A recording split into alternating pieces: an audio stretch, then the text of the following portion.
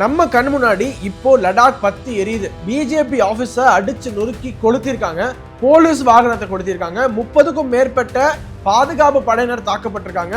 அவங்க திருப்பி ரிட்டாலியேட் பண்ணதுல 4 போராட்டக்காரர்கள் உயிரிழந்திருக்காங்க. 20க்கும் மேற்பட்டவர்கள் காயமடைஞ்சிருக்காங்க. லடாக் லிட்டரலி ஸ்தம்பித்தது. அகைன் இந்த போராட்டத்துக்கு என்ன பேர் தெரியுமா சொல்றாங்க? ஜென்சி ப்ரொடெஸ்ட், ஸ்டூடெண்ட்ஸ் ப்ரொடெஸ்ட், மாணவர்கள் போராட்டம், இளைய தலைமுறை போராட்டம். ஒரு சில நாட்களுக்கு முன்னாடி தான் ராகுல் காந்தி அவர்கள் ஒரு ட்வீட் போட்டாரு. ஜென்சி, இந்த நாட்டினுடைய ஸ்டூடெண்ட்ஸ் தேசத்தினுடைய ஜனநாயகத்தை பாதுகாக்க போராட வேண்டும் என்று சொல்லியிருந்தாரு. இன்னைக்கு மத்திய அரசாங்கம் லடாக்ல கலவரம் ஏற்பட்டதற்கு ஒருவர் தான் காரணம் என்று சொல்லியிருக்காங்க. அது யார் அந்த ஒருவர்னா, இவரோட பேரு சோனம் வாங்சக். யார் இந்த சோனம் வாங்சக்னு பாத்தீங்கன்னா, இவர் ஒரு வெளிநாட்டு கைகூலி, ஒரு CIA deep state funded agent. இவர் லடாக் கலவரத்துக்கு பின்னாடி பல சக்திகள் இருக்காங்க. அதை கொஞ்சம் டீடைலாக பிரேக் டவுன் பண்ணி பார்ப்போம் வாங்க. டூர் போக நீங்க ரெடியா? Family tour, solo tour, adventure tour, group tour, office tour, school tour, honeymoon, எந்த ட்ரிப்பா இருந்தாலும் ஃபேமஸ் ஸ்டார் டூரிசம் ஈஸியா அரேஞ்ச் பண்ணி தராங்க. Best packages, excellent service and full jolly எக்ஸ்பீரியன்ஸ்க்கு கேரண்டி. சோ எதுக்கு வெயிட்டிங்? ஃபேமஸ் ஸ்டார் டூரிசம் இப்பவே கான்டாக்ட் பண்ணுங்க. வணக்கம். இந்த வீடியோல ஒரு சில முக்கியமான விஷயங்கள், இதுவரைக்கும் மீடியால வெளிவராத ரொம்ப முக்கியமான உண்மைகளை பத்தி பார்க்க போறோம். இந்த நாட்டை டீஸ்டபிளைஸ் பண்றதுக்காக, ஒட்டுமொத்தமாக உள்ளிருந்து சீர்குலைப்பதற்காக எவ்வளவு முயற்சிகள் நடக்குது. இது உள்நாட்டிலையும் சரி வெளிநாட்டிலையும் சரி பல சக்திகள் கைகோர்த்து செயல்படுகிறது என்பதை கொஞ்சம் டீட்டெயிலாக பார்ப்போம். எல்லாமே ஆதாரப்பூர்வமாக. எந்த ஒரு போராட்டம் நடந்தாலுமே இந்த தேசத்துல அது வெளிநாட்டு தூண்டுதலின் பேர்ல நடக்குது, வெளிநாட்டு சதி இருக்கு என்று நம்ம சும்மா போற போக்குல சொல்வது கிடையாது. அனைத்திற்குமே ஆதாரம் நாம் கொடுக்க போகிறோம். பாயிண்ட் நம்பர் 1, இப்போ நடக்கக்கூடிய ப்ரொடெஸ்ட் லடாக்ல பாத்தீங்கன்னா, இதற்கு யார் காரணம் என்று மத்திய அரசாங்கம் கொடுத்த அறிக்கையை பாருங்க. சோனம் வாங்சக் இவருடைய தூண்டுதலின் பேர்ல தான் ஒரு வயலண்டான மாப், வன்முறையை வெறியாட்டத்தை நிகழ்த்தியிருக்காங்க. ஒரு அரசியல் கட்சி அலுவலகத்தை கொளுத்திருக்காங்க. கவர்மெண்ட் பில்டிங்கை வாண்டலைஸ் பண்ணிருக்காங்க என்பதை மத்திய அரசாங்கம் பதிவு பண்றாங்க. லடாக்ல ஒரு அன்ட்ரஸ்ட் இருக்கு, ஒரு பதற்றமான சூழல் இருக்குங்கிறதுக்காக அரசாங்கமும் அங்க இருக்கக்கூடிய ஒரு சில குழுவினரும் சேர்ந்து நீண்ட நாட்களாகவே ஒரு பேச்சுவார்த்தையில் ஈடுபட்டிருக்காங்க. இந்த பேச்சுவார்த்தையில நிறைய தீர்வுகள் எட்டப்பட்டிருந்தது. டெவலப்மெண்ட்ஸ் நிறைய இருந்தது. Point number 1, increasing reservations for Ladakh scheduled tribe from 45% to 84%, providing 1/3 women reservation in the councils and declaring Bhoti and Purgi as official languages. With this process for recruitment of 1,800 posts were also commenced. However, certain politically motivated individuals were not happy with the progress made under HPC has been trying to sabotage the dialogue process. இந்த பேச்சுவார்த்தையில reservations, லடாக்ல பழங்குடியின மக்களுடைய reservations அதிகரிச்சிருக்கு.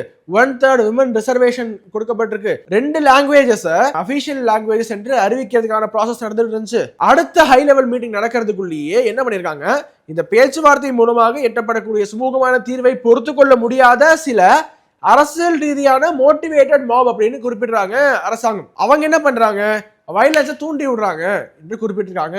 ஒரு 15 நாளைக்கு முன்னாடி இந்த சோனம் வாங்சக் அப்படிங்கிறவர் லடாக்கினுடைய உரிமைக்காக போராடுகிறேன் என்று கிளைம் பண்ணிக்கிறவர், அவர் ஒரு உண்ணாவிரத போராட்டத்துல ஈடுபடுறாரு. எங்களுடைய கோரிக்கையை நிறைவேற்று. எப்போ கோரிக்கை பேச்சுவார்த்தை நடந்துகிட்டு இருக்கு, பேச்சுவார்த்தை நடந்துட்டு இருக்கும் போது நிறைவேற்று கோரிக்கையை நிறைவேற்று உண்ணாவிரதத்துல ஈடுபடுறவர் என்ன பண்றாரு, கொஞ்சம் கொஞ்சமாக ப்ரொவகேட்டிவ் ஸ்பீச் கொடுக்க ஆரம்பிக்கிறாரு. இதுக்கு முன்னாடி நிறைய ப்ரொவகேட்டிவ் ஸ்பீச், வயலன்ஸை தூண்டி விடுற மாதிரி, வன்முறையை தூண்டுற மாதிரிலாம் நிறைய ஸ்பீச் கொடுத்திருக்காரு. இந்த அரப் ஸ்பிரிங் மூவ்மெண்ட் என்று சொல்லுவாங்க, ஆயுதம் ஏந்தி நிறைய ரெஜிம் சேஞ்ச் ஆபரேஷன்ஸ் இந்த அரபுலக நாடுகள் முழுக்கவே 2010s நடந்துட்டு இருந்துச்சு. அந்த மாதிரி போராட்டத்தை ரெஃபர் பண்ணியிருக்காரு.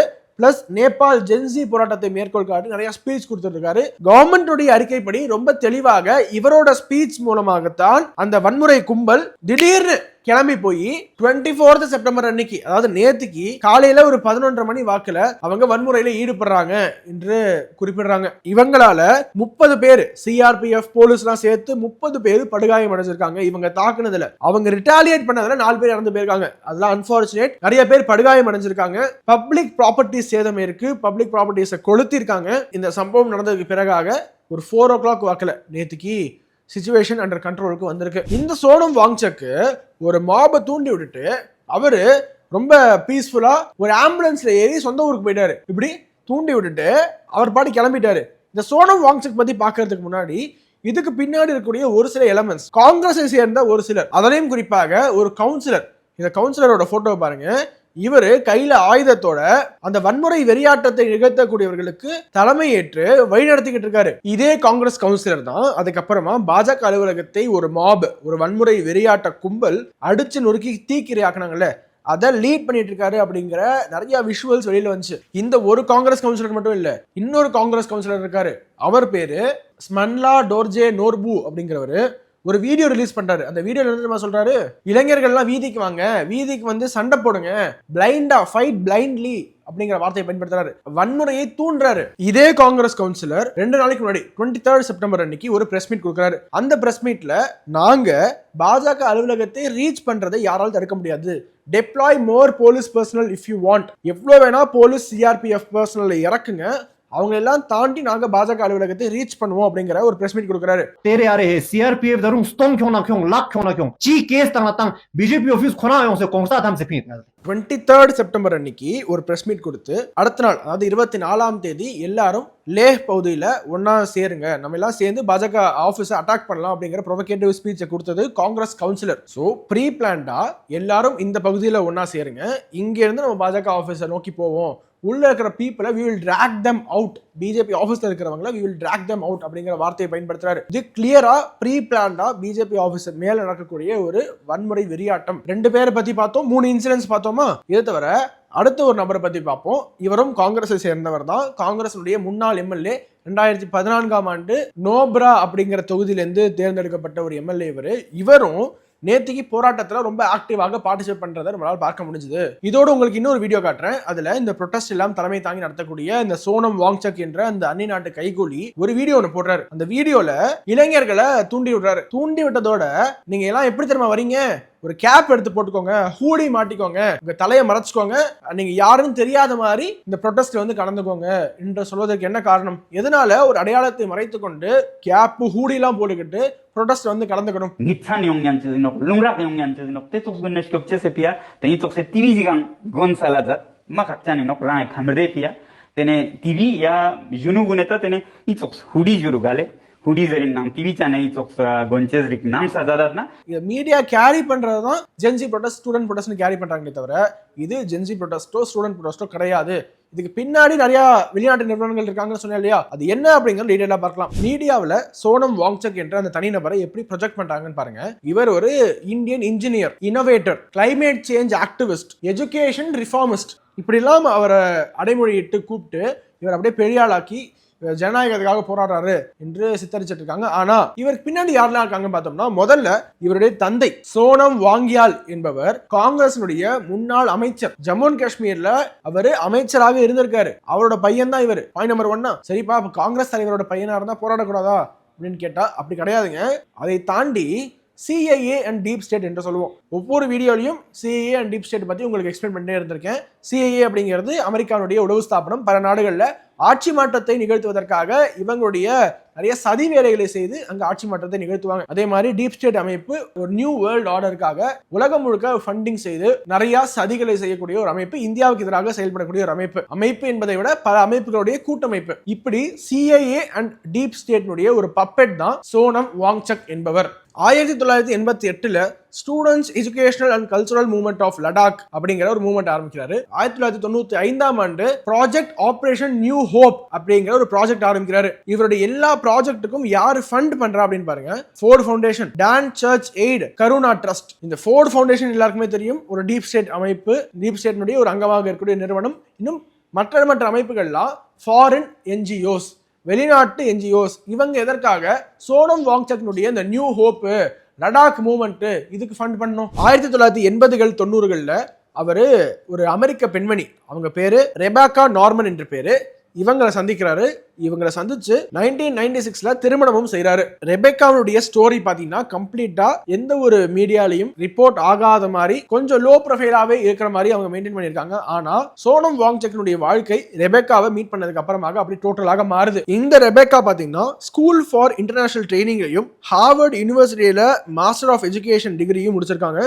இந்த SIT school for international training இருக்கு பாத்தீங்களா, இது பிரைவேட் நான் ப்ராஃபிட் ரீஜனல் இன்ஸ்டிடியூஷன் யூஎஸ்ல இருக்கு. இதுக்கும் இதுக்கும் யூஎஸ் உடைய ஸ்டேட் டிபார்ட்மெண்ட்டுக்கும் அவ்வளோ க்ளோஸ் கனெக்ஷன்ஸ் இருக்கு. இந்த ஸ்கூல் ஃபார் இன்டர்நேஷனல் ட்ரைனிங் இதுக்கு யார் ஃபண்ட் பண்றான்னு பாருங்க. ஃபோர்டு ஃபவுண்டேஷன், ஜார்ஜ் சாரோஸுடைய open society foundation, BMNG foundation. ரெபெக்காவை மீட் பண்ணதுக்கு அப்புறமா சோனம் வாங்சக்கு நிறைய ஃபாரின் என்ஜிஓஸ் கிட்ட பணம் வர ஆரம்பிக்குது. 2002ஆம் ஆண்டு இவருக்கு அசோகா ஃபெலோஷிப் அப்படிங்கிற ஃபெலோஷிப் கிடைக்குது. இதை யாரு ஃபண்ட் பண்றான்னு பாருங்க.